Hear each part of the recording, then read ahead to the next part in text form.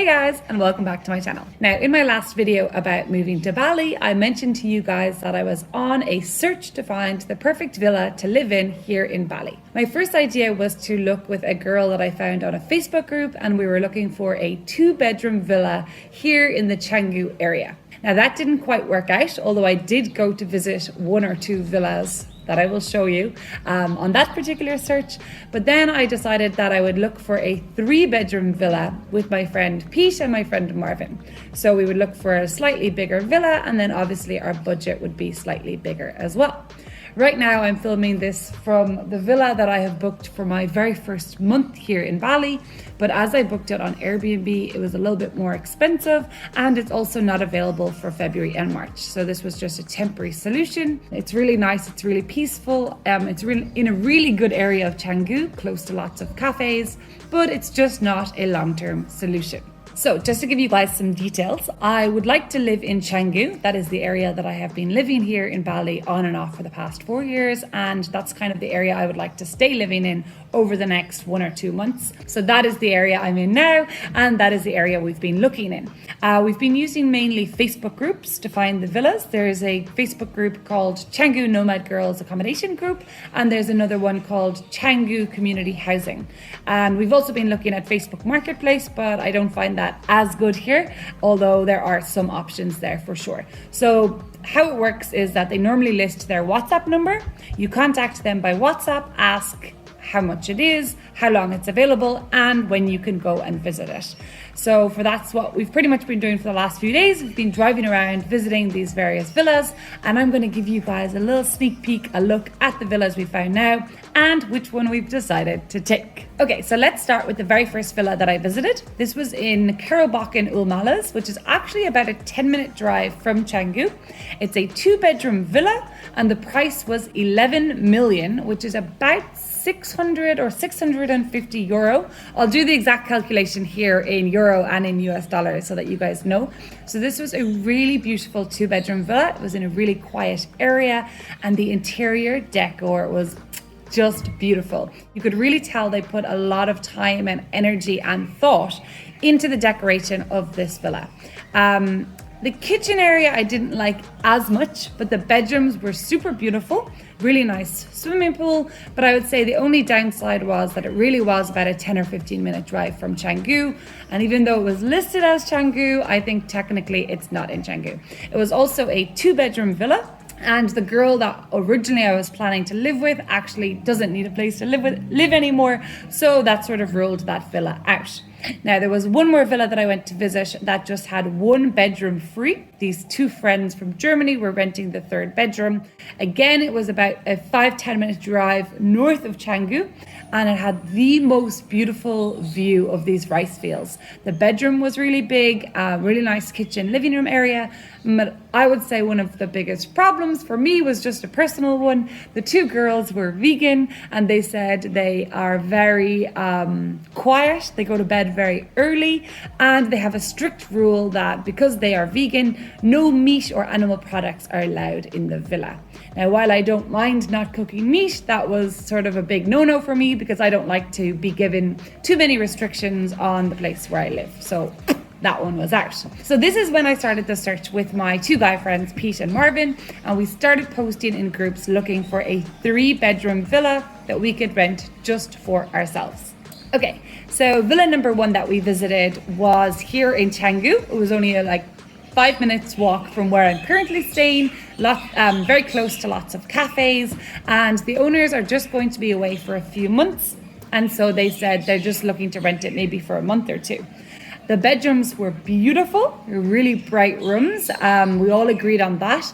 There was no desks in the rooms. That was an issue as we all work online and we all need to be kind of working on our computer, ideally in the aircon. And the common area was a little bit small. There was 1 couch and a small table, but the common area in general was almost sort of part of the garden and the swimming pool area.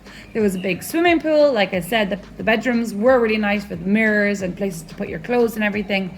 So we decided we liked it. It was an option, but we were going to go visit a few more places first.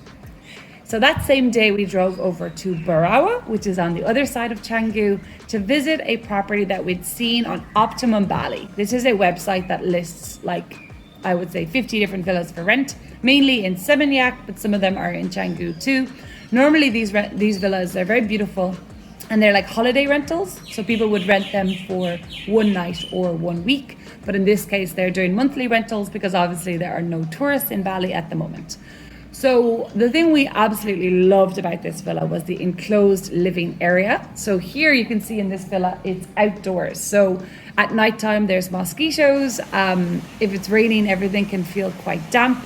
And it can feel very hot and very humid if you're working here outside on your computer, which is why right now there's no one here, as everyone pretty much works in their bedrooms when in Bali, unless you have an enclosed living area. So I was really, really excited about this enclosed living area. You don't find that very often. They had a nice little kitchen. There was a couch and then a table that could fit about 6 or 8 people, aircon and fans and high ceilings. Then outside, it had a view out onto rice terraces, which was amazing. They had some deck chairs by the swimming pool, a little couch area. Now the problem is none of the rooms had a desk, which the guys didn't like. The rooms were much smaller than the first villa that we went to visit. And one of the bathrooms was separate to the bedroom. So technically all 3 of them were en suite, but one bathroom wasn't actually connected to the 3rd bedroom. So you would have to exit the bedroom to enter the bathroom, which isn't as nice if you are, I don't know, sleeping naked and want to go to the bathroom in the middle of the night. But we did love it. The only other thing, there was a little bit of construction work, which is always a big problem in Bali, about 2 villas down. They're constructing a villa. So we could hear lots of banging, a bit of drilling. We didn't really know how loud that construction work would be. Personally, this was the villa I loved the most, mainly because of the enclosed living area. The bedroom I had chosen looked super, super nice, and they had a pretty decent kitchen, and I could see myself hosting dinner parties and having friends over. Okay, so then today, another option for a villa came up, another 3-bedroom, very close to friends of a friend's villa, so we knew where it was. The photographs looked amazing. It looked like it had a view out onto the rice terraces, an enclosed living space, a big dining room table that you could have people over for entertaining. Sadly, when we got to visit, it turned out that there were still guests living there, so we couldn't go in and see the bedrooms. And the living room was in fact not enclosed. It was more like this area here, but smaller, a little bit darker, I would say. There was a small round table with 4 chairs. There was a couch, a TV, and the kitchen had an oven, which is a big plus in case you want to be cooking when you're here in Bali. Now, we didn't get to see the bedrooms, but we could peek in and we saw that 2 of the bedrooms had twin beds and 1 of the bedrooms had a double bed, but the twin beds were put together. And in the bedrooms, they all had a desk. So that was a very big bonus. So what we ended up doing was going to a nearby cafe and sitting down to discuss which villa did we like best. The problem is we're under a little bit of a time constraint. One of my friends needs to give notice to his guest house where he's staying tomorrow and let them know whether he's going to stay longer or not. Villa number 1 had the nicest bedrooms, but had a small area outside that wasn't very good for living. Villa number 1, I thought it was okay. The bedrooms were nice, like you guys talked about, but I didn't feel like there was a lot of common area space. And I also mentioned that the common area is literally in front of a bedroom. So I feel like even if you were staying there or someone was staying there, I feel like I'd have to be quiet, or if I had somebody over, we'd have to be quiet in front of that room.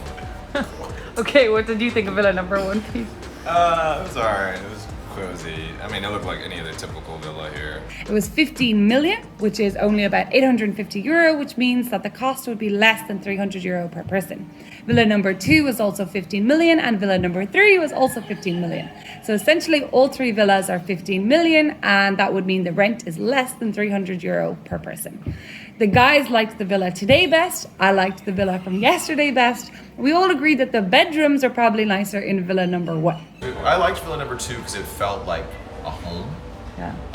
And the bedroom I liked had its own bathroom, and it was separate from the bedrooms. I like the living area. It felt like it feels like a place, felt like a library. So what do we go for? Do we go for the villa that has the nicest bedrooms and is really brightly lit but we would need to buy desks and had quite a small outdoor living area, but a very nice swimming pool and would be very nice for hosting people. Or do we go for villa number 2, which has an enclosed living area? We can all work around the table, have the aircon, but the bedrooms are quite small, and again, we would probably need to buy desks if we want to work in our bedrooms.